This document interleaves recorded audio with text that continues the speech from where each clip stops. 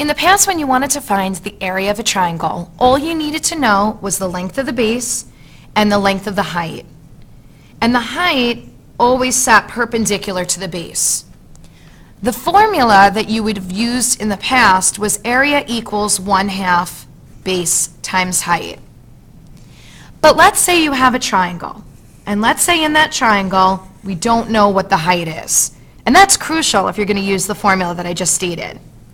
Let's say you know the length of the base.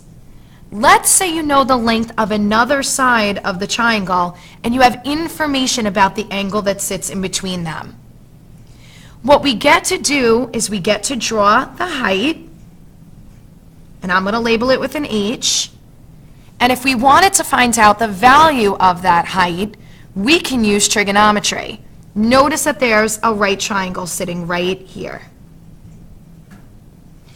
So I'm going to recall SOHCAHTOA, and I'm going to focus on angle C.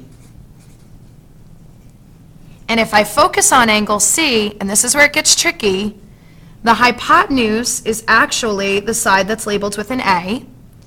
The side that's opposite angle C is actually the height.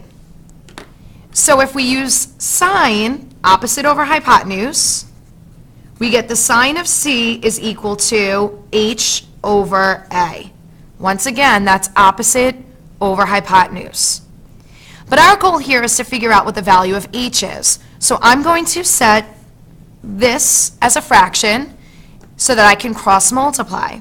So I wind up with 1 times H, which is H, equals sine of C times A, and I'm going to write it like this.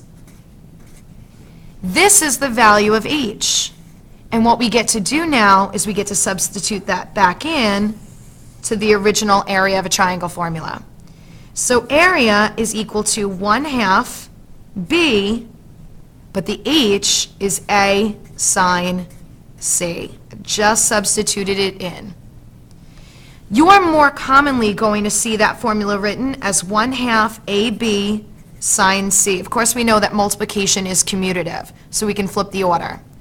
This is the area formula for a triangle in trigonometry. And this formula allows you to find the area when the height is unknown. This formula is given to you on the day of the region, so there's no need to memorize it, which is great. Now let's do some problems to see how it's going to be used.